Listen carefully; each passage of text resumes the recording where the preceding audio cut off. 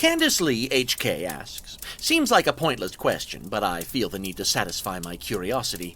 Suicide blondes? Homicidal brunettes? What are redheads? They tend to be tall, handsome, expensively dressed, witty, ridiculously intelligent. Oh, you meant someone other than me. Bit of a boring question, but all right. Well, in my experience, red-headed women tend to be eco-terrorists with a righteous fury that Mother Nature would envy. Something snappy, I'd say androcide redhead, but that seems too limiting. We'll call her an omnicide redhead. That should please her. Anonymous asks, like you said before, serial killers get groupies, rock stars get groupies, so do rogues get groupies? Not fangirls, but proper groupies who are trying to get notches on their bedposts. And Anonymous asks, ever had a stalker? Stalking a rogue is rather like being a big game hunter. You best know what to do when that lion turns around. I've yet to have a stalker that I know of, but I get my share of fan mail.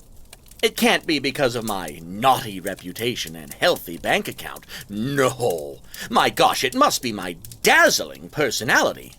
Whether it be missives of adoration or hate, this is why paper shredders were invented. Moosings asks, do you have any religious ideals or beliefs? Do you think if you had any, they would influence your actions?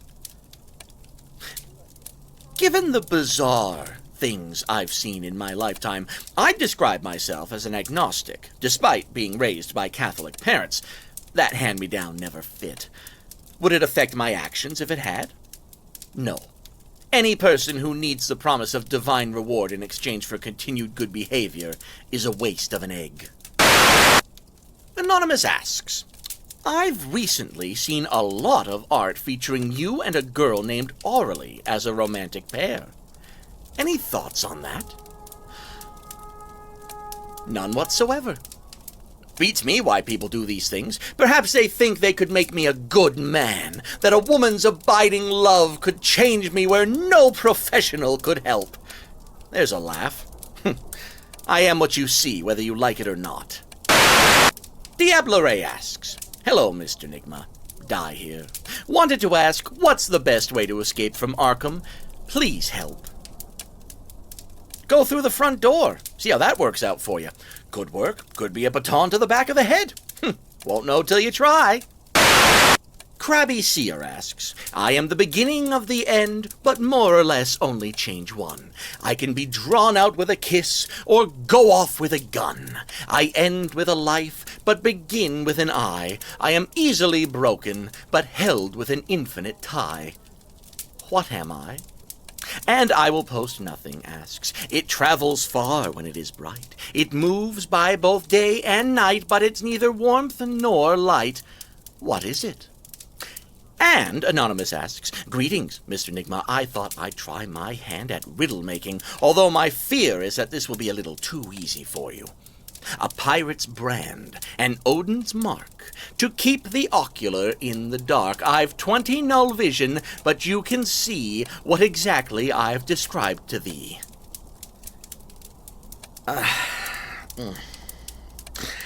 The first one is marriage, though the riddle seems to have suffered a tragic bloating accident.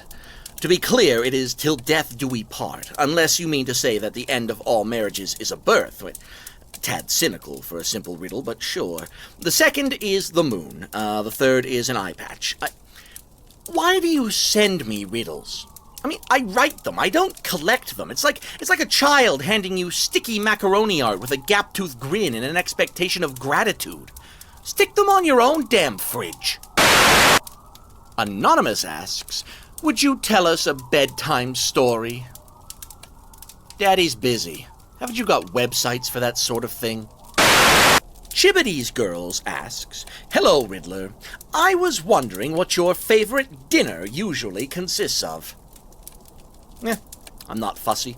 I do prefer to make food for myself, since cooking is a great joy of mine. If I'm not in the kitchen, then I at least desire to know exactly what went into it, who made it, and why.